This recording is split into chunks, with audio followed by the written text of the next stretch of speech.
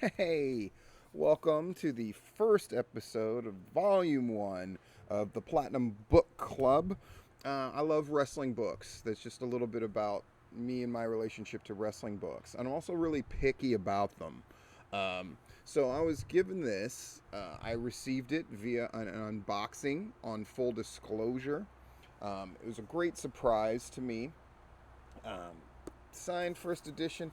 Whoever sent this, whoever you are, whether it's one or two of you, thank you very much. I appreciate it. It is a signed edition, which is cool. I don't know if I've ever been given a signed edition of a book before. And it's a book I was really interested in reading, not only because I love pro wrestling and because, I've really gotten into AEW, but because everything I had heard about this book in relation to Matt and Nick Jackson is that they wrote it, that it's their words and that kind of thing. And those tend to be the best wrestling books. A lot of the WWF/E press stuff has been some of the worst wrestling books ever put out. Not all of them are terrible, but all of them, to one degree or another, are disappointing. And this one, I was just curious to see what avenue they would take. Now, just a brief thing about how most wrestling books go, so we can contrast this. And then I'm going to look at all the superficial stuff, because that's what I do when I get a wrestling book. Most wrestling books, the things that they write before they get to, and then I'm in the wrestling business, are usually fucking horrible. And you can often measure how bad a wrestling book is when it's an autobiography or a biography by how much time they spend and the amount of weight and importance they attach to the non-wrestling stuff. I did not care about Goldberg's fucking football career in high school. And you can also measure another bad pitfall that wrestling books sometimes fall into is when the wrestlers slip into this kayfabe out of kayfabe stuff. The Rock book is one of the fucking worst ever written. The Arn Anderson book is fucking horrible and terrible, right? So I went into this book going, and another thing about wrestling books is they often don't reflect in superficial ways the person that is writing the book or whom the book is about. This book, right off the bat, clearly was going to break that mold. So the first thing I do is I look at the cover, but then I take the cover off. Because for me, wrestling books are a real work in progress. I study them, I highlight them, and this might be blasphemy to people. I dog ear them. I mean, I'll show you parts where I've already highlighted things or I write in them. Yes, I know it's a signed first edition, and I know that. And people have two different minds, book people, of which I consider myself one, of these things are like precious tomes and you're never to... And then there's the people who beat these things up and fucking use them in every way, shape, or form. That sounded bad. I'm one of those people. So just know that if you're somebody who's like, oh, you're disrespecting the literature, I feel the opposite. Books become a real part of me, and I treat them as such. I'm also a guy who has never read a book in digital form.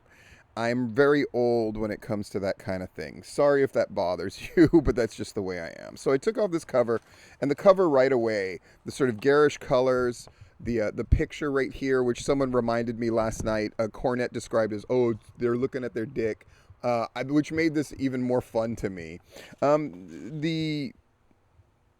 The things on the back, the people that they got, Jericho, Hardy, Matt Hardy, Kenny Omega, and Dave Meltzer, they really give you a sense of just what the Bucks mean to pro wrestling. And I have to admit something right off the bat. I'm not a huge Young Bucks fan. I'm not. And there are people that I know about, and I've seen matches, and when somebody are like, you really need to watch this match, I'll go and watch it. But there's something I just never really connected with the Young Bucks. Now, this book may change that. I was not the biggest Chris Jericho fan, but his first book was so fucking brilliant. that I connected with him. I was not a huge Mick Foley fan, though I was a big Cactus Jack fan. And that first book really connected me to him. I was not a big Bret Hart guy, but his book is now one of my 2 or 3 favorite wrestling books. I was a huge Gary Hart fan, and his book just heightened that even more. And I still use that as the high watermark of pro wrestling books. And it edges out everybody else slightly because the stuff about Gary Hart before he got into wrestling was the most interesting that I had read in a wrestling book until now. Yes. So you got the cover. There they are doing the Meltzer driver on the back. Great. So then I throw that cover aside. I sort of superficially read the sort of jacket stuff, but I try not to read too much of that because I don't want to spoil the book for myself. But I got the general flavor. Here's something that I really, really liked. And it's something that wrestling books, to my knowledge, have not really done before. So they have all this stuff about how to execute their moves and their taunts and all that kind of stuff. Super fun. And then I said, oh my God, if they did that in the front, like how to do the Meltzer driver, what a shooting star press is and all that kind of stuff. And then what was it on the back? It was the same shit. But I really liked it. I think it's really fun. This book is written for people that know the Young Bucks thing for the most part. Though they do make very conscious nods of going, well, maybe you don't know about wrestling or maybe blah, blah, blah, blah, blah. But there's always like little jokes in there. It kind of has the feel of the Jericho first book, which is about as high praise as I can give something, because I love the way that first Jericho book is written. All right, we're going to jump right in. So there's their signatures. I'm sure somebody will have a signature analysis to analyze it. Young Bucks killing the business from backyards to the big leagues. Matt Jackson and Nick Jackson. Again, most people don't look at every little aspect of a book usually. I'm the opposite. If they have a dedication, I look at it and just note it. Matt's thing that I thought was really funny was he's like, I wrote a book, exclamation point. You can tell that they're very excited to get this project done. And from what I've seen in interviews that they've given about this book, that's another unique thing about this wrestling book. It's clearly was a very personal project to them.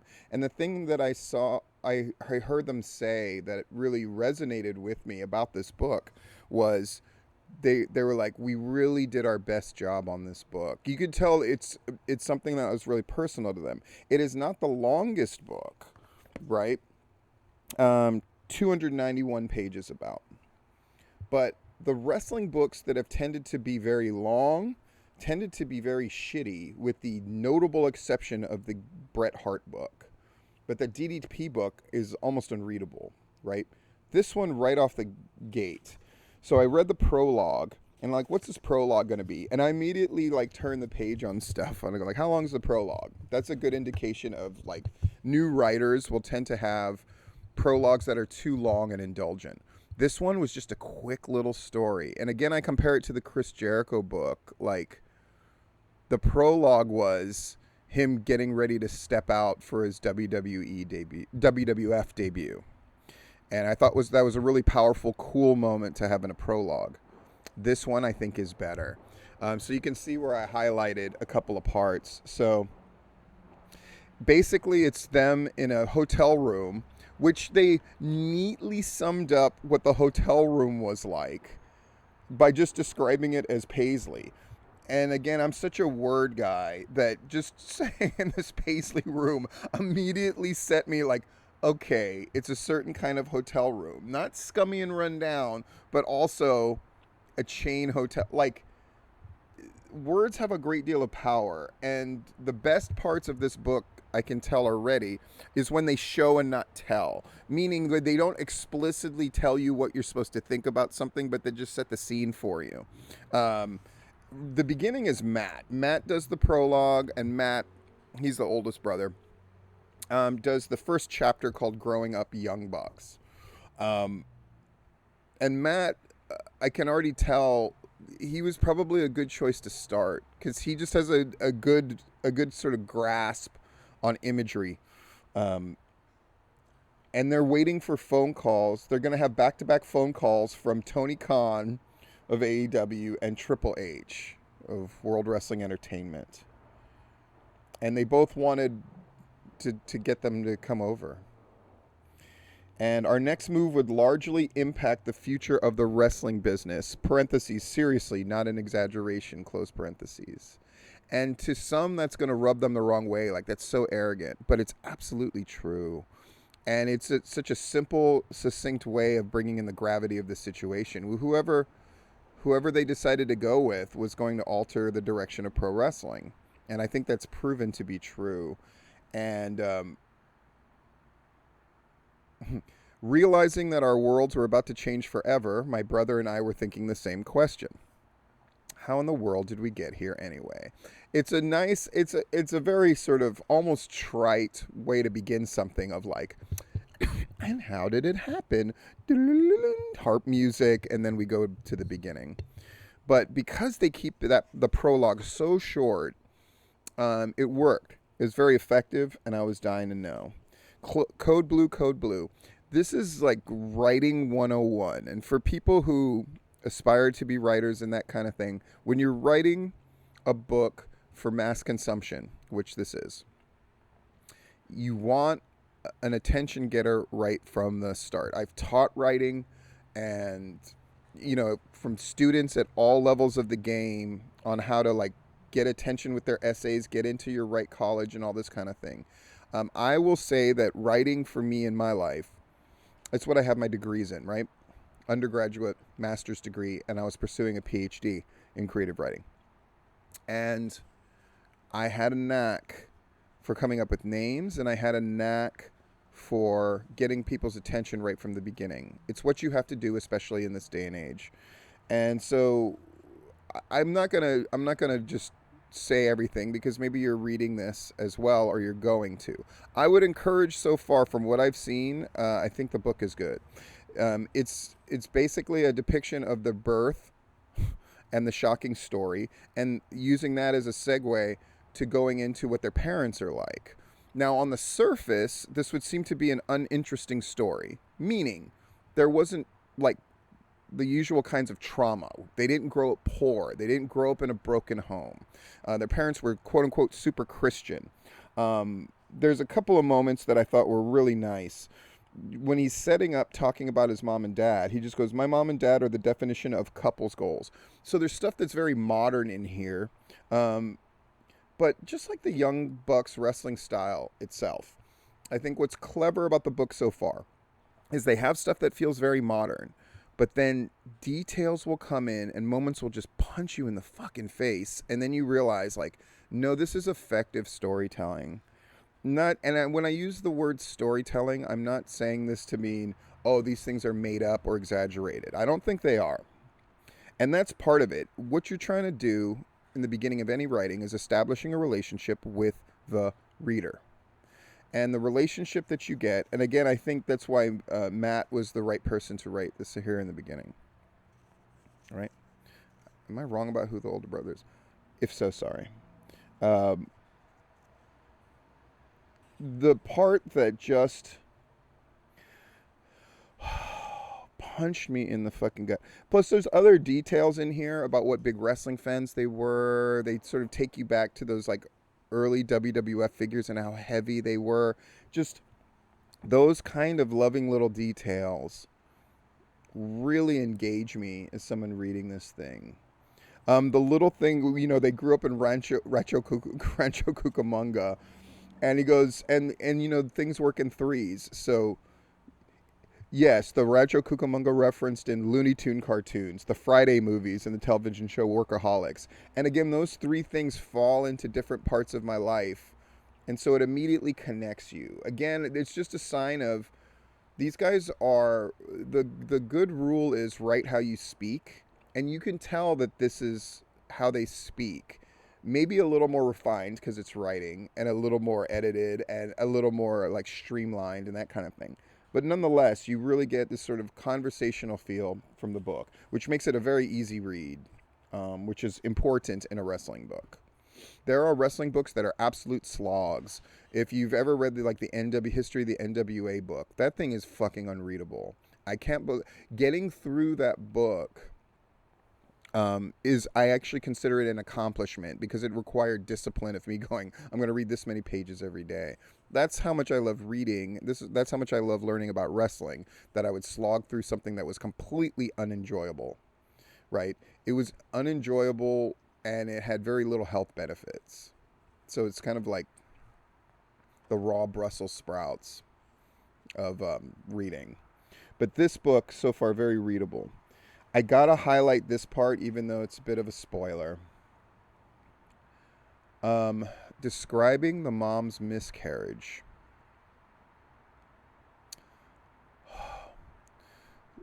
I remember racing into the bathroom because it sounded like she was in trouble. The door was cracked, and when I let myself in, I found her hunched on the floor crying hysterically. Next to her was my dad, who was scooping something out of the toilet. I immediately whoa. Keep in mind, I'm reading this book. I'm sitting in a hot tub because it's Florida. It's fucking gorgeous today. Sorry to make you jealous, people who are in the cold right now. And then I read this. All right, highlighted it. I couldn't see what it was until he turned around. In his cupped hands was a red, fleshy, transparent fetus of a little baby girl. I remember being able to identify a small semblance of a face and thinking how it looked like a little alien. Fucking shit. And he ends that paragraph with, but I think I learned a small lesson about mortality. So these guys are faced with life and death early on. Man, that part, him seeing the miscarriage itself, it changed the whole tenor of the book to me, because I was like, it's very readable, it's very clever, and there's fun references and that kind of thing, and you know, the first chapter made me laugh out loud on 2 occasions and chuckle on others.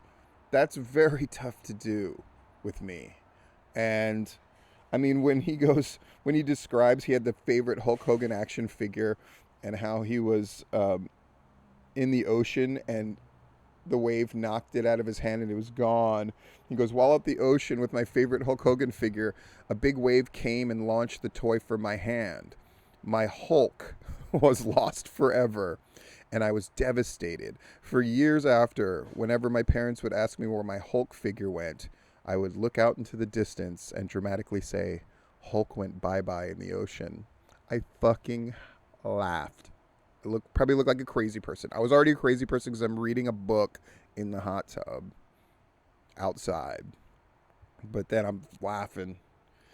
And then 1 page later, hitting you with the thing about the mom's miscarriage.